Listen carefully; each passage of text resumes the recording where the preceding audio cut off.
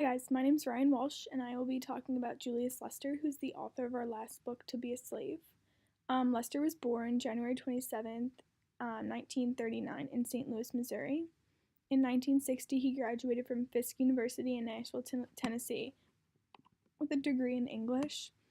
Um, he became politically active in the civil rights movement, going to Mississippi in 1964 as a part of the Mississippi Summer Project. And throughout college, he worked full time for Students Nonviolent Coordinating Committee, which was the most outspoken of the civil rights groups during this time. In 1967, his writing career began, and since 1968, Lester has published more than 40 books, including some nonfiction, some children's books, some poetry, and novels. In 1971, he became a professor at the University of Massachusetts Amherst, where throughout his years he actually earned the highest faculty awards, being the Distinguished Teachers Award, the Faculty Fellowship Award for Distinguished Research and Scholarship, and the Chancellor's Medal, which is the university's highest medal. The Council for Advancement and Support of Education also selected Lester as the Massachusetts State Professor in the year in 1988. In January 2004, he retired, and then in January 2018, in Palmer, Massachusetts, Lester actually died at the age of 78. While looking and researching him, I found an interview transcription from scholastic students that asked questions about his personal life, experiences, and specifics about the books he has written. I thought it'd be interesting to share, to hear what he had to say. It can kind of help us get an idea of what reasons why he wrote the book and what his motivations were behind writing a few of his books. So one of them was, what of your closest ancestors was a slave? And he says 3 of my 4 great-grandparents were slaves, including my great-grandmother, who died in 1933 or so, before I was born.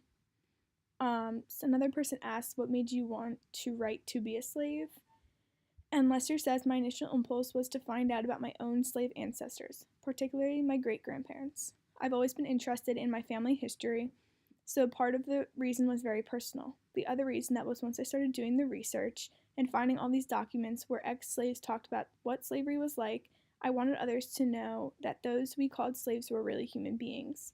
So the books come out of my need and desire to communicate the humanity of those whom history calls slaves. Another question was, what was it like growing up in the South during the 40s and 50s? And Lester states, I grew up in a time of segregation, in a system where blacks and whites were kept separate and blacks were discriminated against. It was certainly difficult, but at the same time, I grew up inside a Southern black culture where there were a lot of stories and traditions. Much of my interests in and feelings about the past come from the fact that I grew up very close to all this. It was difficult, but I'd certainly not change any of it. I got a lot from it that I wouldn't have gotten from living in a city in the North, so I'm glad I grew up in the South where I did. Someone asked, the last line of To Be a Slave reads, because the white folks have been and are now and always will be against the Negro. Do you believe this is still true? And Lester says, I personally do not believe that to be true. I think that certainly in my lifetime, I've seen a lot of change, but it's important to remember that there are black people who still do believe this is true. And finally, another question I found was, someone asked Julius, do you have any final words for the audience?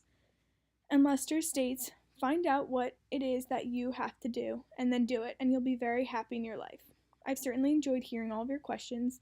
I've been very impressed with the range of questions, which covered so much of my work, and I am flattered that you are familiar with so much of my work. The last thing I would say is to keep on reading. Keep on reading.